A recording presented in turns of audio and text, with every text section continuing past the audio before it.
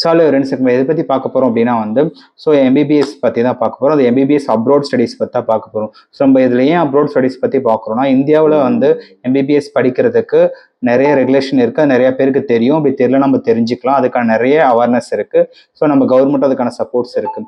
So அப்ராடுக்கு government supports பண்ணுறாங்க. ஆனால் நிறைய பேருக்கு ப்ராப்பர் ரூல்ஸ் அண்ட் ரெகுலேஷன் என்னன்னு தெரியல. ஸோ அது என்ன அப்படின்னு பார்த்தீங்கன்னா, அப்ராடில் பார்த்தீங்கன்னா நிறைய ரூல்ஸ் அண்ட் ரெகுலேஷன்ஸ் இருக்குது. நிறைய நம்ம ஃபார்மாலிட்டிஸ் எல்லாமே பார்க்க வேண்டியது இருக்குது. நிறைய பேர் பேரண்ட்ஸ் கேட்குறது நீட் இல்லாமல் வந்து அப்ராடில் எம்பிபிஎஸ் பண்ணலாமா, ஸோ பண்ணால் எலிஜிபிள் அப்படின்னு. ஸோ நிறைய பேர் வந்து அந்த மாதிரி ஜாயினும் பண்ணியிருக்காங்க.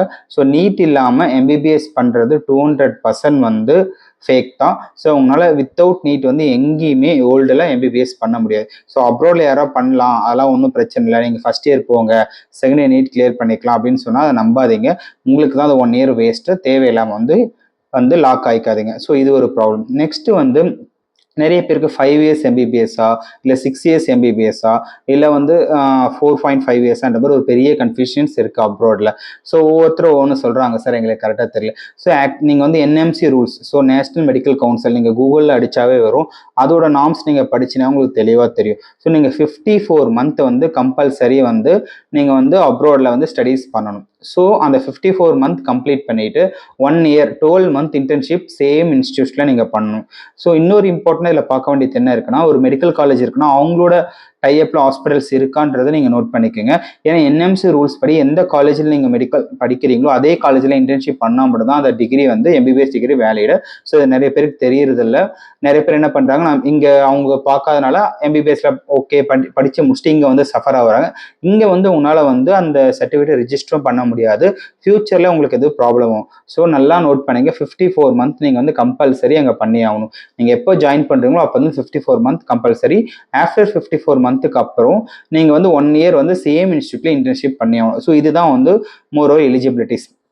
நெக்ஸ்ட் வந்து பார்த்தீங்கன்னா வந்து எப்படி காலேஜ் சூஸ் பண்ணுறது சார், அங்கே எலிஜிபிளாக இருக்குங்களா, இந்த காலேஜ் வந்து நம்மளுக்கு வந்து கரெக்டாக இருக்கும் அப்படின்னு. ஆக்சுவலி வேரியஸ் கண்ட்ரியில் எம்பிபிஎஸ் இருக்குது. மோர் தென் ஒரு 30 கண்ட்ரீஸில் வந்து நம்ம இந்தியாவில் வந்து எம்பிபிஎஸ்க்கு போகிறாங்க. ஒரு இயர்லி பார்த்தீங்கன்னா ஒரு 25,000 ஸ்டூடெண்ட்ஸ் கிட்ட போகிறாங்க இந்தியாவில் வந்து. ஸோ அதில் காலேஜஸில் என்ன ப்ராப்ளம்ஸ் இருக்குன்னா, ஒவ்வொரு காலேஜில் ஒவ்வொரு மாதிரி இருக்குது. நீங்கள் எல்லா காலேஜஸுமே ஒரு ப்ராப்பர் அப்ரூவல் இருக்கான்றது நீங்கள் நம்மளோட இந்தியன் என்எம்சியில் வெப்சைட்டில் செக் பண்ணிவிட்டு, ஸோ அவங்க மெடிக்கல் கவுன்சிலில் வந்து அவங்க ரெஜிஸ்டர் ஆகிருக்காங்களா எல்லாமே ப்ராப்பராக செக் பண்ணிட்டு போகிறது தான் உங்களுக்கு பெஸ்ட்டு. சேம் டைம் வந்து கண்ட்ரிக்கு பொறுத்து ஃபீஸ் வேரியேஷன் ஆகும். ஸோ அதை நீங்கள் ஃபஸ்ட்டு டீட்டெயிலாக கேட்டுங்க. பேரண்ட்ஸ் என்ன பண்ணுறாங்கன்னா வந்து சம் பீஸ் கரெக்டாக இப்போ இன்றைக்கி ஒரு டாலர் ரேட் இன்றைக்கி இருக்குது. இன்றைக்கி ஒரு டாலர் ரேட் வந்து 85 ருபீஸ்னா இன்னும் ஒரு 2 இயரில் ஒரு 87, 89 ஆயிடுச்சுன்னா அந்த ஃபீஸ் டாலர் ரேஞ்சுக்கு தான் ஃபீஸஸ் வாங்குவாங்க. நீங்கள் இந்தியா ரேஞ்சிலோட ஃபீஸை கால்குலேட் பண்ணிவிட்டு அங்கே ஃபீஸ் இன்க்ரீஸ் ஆகிடுச்சு அப்படின்றது நிறைய பேர் சஃபர் ஆகிறாங்க. ஸோ அந்தந்த இயருக்கு என்ன டாலர் ரேட்டோ அதை கால்குலேட் பண்ணி தான் நீங்கள் ஃபீஸ் கட்டுற மாதிரி இருக்கும். ஸோ நெக்ஸ்ட் வந்து ஸ்டூடெண்ட்ஸ்க்கு வந்து நிறைய காலேஜில் வந்து நம்ம இந்தியன் ஸ்டூடெண்ட்ஸ் இருக்காங்க, நம்ம இந்தியன் ஃபுட்ஸ் இருக்கா, இது எல்லாமே கேட்டுட்டு ஜாயின் பண்ணுறது உங்களுக்கு பெஸ்ட்டாக இருக்கும். நெக்ஸ்ட் வந்து கம்யூனிகேஷன், நம்மளோட இந்தியன் இப்போ நீங்கள் தமிழ்நாட்டிலேருந்து போகிறீங்கன்னா அங்கேருந்து நம்ம தமிழ் ஸ்டூடெண்ட்ஸ் இருக்காங்களா, அங்கே தமிழ் கைடு அங்கே இருக்காங்களா அப்படின்றத கேட்டுட்டு போங்க. ஸோ நிறைய கண்ட்ரீஸ் இருக்குது. பட் கண்ட்ரீஸ் நீங்கள் சூஸ் பண்ணுறது கொஞ்சம் டிசைட் பண்ணி சூஸ் பண்ணுங்கள். ஸோ சில கண்ட்ரீஸ் வந்து உங்களுக்கு ரேண்டமாக எல்லா ஸ்டூடெண்ட்ஸ் போவாங்க, நல்லாயிருக்கும். சில கண்ட்ரீஸ் பார்த்தீங்கன்னா வந்து சில வந்து மார்க்கெட் பண்ணி இது நல்லா இருக்கும் அப்படின்னு. ஸோ அது எதுவுமே பிலீவ் பண்ணது. முடிஞ்ச அளவுக்கு ப்ராப்பராக விசா இங்கேருந்து ஸ்டூடெண்ட் விசா வாங்கிட்டு தான் நீங்கள் வந்து அப்ராடுக்கு போகணும். ஸோ அந்த விசா வந்துடுச்சா நீங்கள் ஒன்ஸ் செக் பண்ணிட்டு போங்க. ஏன்னா நிறைய பேர் வந்து டூரிஸ்ட் விசாலையோ எனக்கு தெரிஞ்ச நிறைய இஷ்யூ ஆயிருக்கு. டூரிஸ்ட் விசாலையோ இப்போத்துக்கு 1 மந்த் அமிச்சிட்டு திருப்பி ரிட்டர்ன் வந்து அதுக்கப்புறம் விசா அப்ளை பண்ணி போகிறது. ஸோ இந்த எதுவுமே வேணாம். ஸோ எம்பிபிஎஸ்ல பொறுத்த வரைக்கும் அப்ராடுக்கு ஃபார்மாலிட்டிஸ் நிறைய இருக்குது.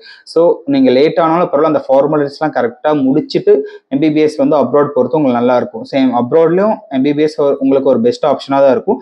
அஃபோர்டபுள் ப்ரைஸஸாக இருக்கும். ஸோ நம்ம கம்பேர் டு நம்ம இந்தியா கம்பேர் பண்ணுறப்போ உங்களுக்கு அங்கே பாதி ஃபீஸ் கம்மியாகும். ஸோ இது உங்களுக்கு ஒரு பெஸ்ட் ஆப்ஷனாக இருக்கும். ஃபீஸ்லையும் பார்த்தீங்கன்னா நிறைய வேரியேஷன் இருக்கும். ஸோ நிறைய பேரண்ட்ஸ் கேட்குறது, சரி இங்கே ஃபீஸ் கம்மியாக இருக்கிறதுனால காலேஜ் நல்லா இருக்காதா, ஸோ இங்கே ஃபீஸ் அதிகமாக.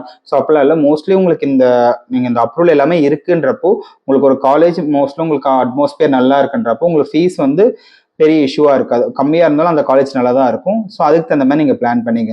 இன்கேஸ் உங்களுக்கு அப்ராடில் வந்து வேறு ஏதாவது ப்ராப்ளம் இருக்குது, இல்லை எம்பிபிஎஸ் ஸ்டடீஸில் உங்களுக்கு டவுட் இருக்குது அப்படின்னா நீங்கள் வந்து எங்களை எப்போ வேணாலும் காண்டாக்ட் பண்ணலாம். ஏன்னா வந்து நம்ம இங்கே லோக்கலில் ஒரு எம்பிபிஎஸ் படிக்கிறோன்றப்போ நம்மளுக்கு பிரச்சனை இல்லை, இப்படி இருந்தாலும் நம்ம சார்ட் அவுட் பண்ணிக்கலாம், ப்ராப்ளத்தை ஃபேஸ் பண்ணிக்கலாம். நீங்கள் அப்ராடுன்றப்போ எல்லாத்தையும் நீங்கள் பார்த்துட்டு போகிறது தான் பெஸ்ட்டு. ஏன்னா வந்து ஏதாவது ஒரு இஷ்யூனாலும் அவ்வளோ சீக்கிரத்தில் நம்மளால் கம்யூனிகேட் பண்ண முடியாது. ஒரு விஷயம் சார்ட் அவுட் பண்ணுறது ரொம்ப வந்து ப்ராப்ளம் ஆகிடும். ஸோ மெயினாக நிறைய பேர் இந்த விசா ப்ராசஸ்லேயும் இருந்து ப்ளஸ் இந்த ஃபீஸ் ப்ராப்ளத்தில் இருந்து நெக்ஸ்ட் வந்து ரூல்ஸ் தெரியாமல் 5 இயர்ஸ் எம்பிபிஎஸ் 6 இயர்ஸ் எம்பிபிஎஸ் சொல்கிறாங்களே. ஸோ இந்த ப்ராப்ளம், ஸோ நீங்கள் எல்லாத்துக்குமே என்னன்னா உங்களுக்கு நான் என்எம்சியோட பிடிஎஃப் அவங்களோட ரூல்ஸ் அண்ட் ரெகுலேஷன்ஸ் இருக்கு. ஸோ அந்த ரூல்ஸ் அண்ட் ரெகுலேஷன் நீங்கள் ஸ்டெப் பை ஸ்டெப் படிச்சாவே என்னன்றது உங்களுக்கு தெளிவாக இருக்கும். நீங்கள் அதை படிச்சுட்டு அந்த நாம்ஸில் இருக்கா காலேஜ் அப்படின்றத மட்டும் பிளான் பண்ணுங்க. சேம் டைம் அங்கே காலேஜில் நம்ம அங்கேருந்து முடிச்சுட்டு இங்கே வந்து நம்ம எக்ஸாம்ஸ் கிளியர் பண்ணணும். அந்த எக்ஸாமுக்கான ட்ரைனிங் கோச்சிங் அங்கே கொடுக்குறாங்களா அப்படின்ற ஒரு விஷயத்தையும் நீங்கள் கேட்டுக்குங்க. சேம் டைம் ஃபீஸ் விஷயத்தை பொறுத்த வரைக்கும் நீங்கள் கம்ப்ளீட்டாக ஒரு ஃபீஸ் ஸ்ட்ரக்சர் எவ்வளோன்றத 6 இயர்ஸ்க்கு ஒரு ரைட்டிங்லையோ இல்லை வந்து ஒரு கரெக்டாக ஒரு ஃபார்மேட்டில் வாங்கிக்கோங்க.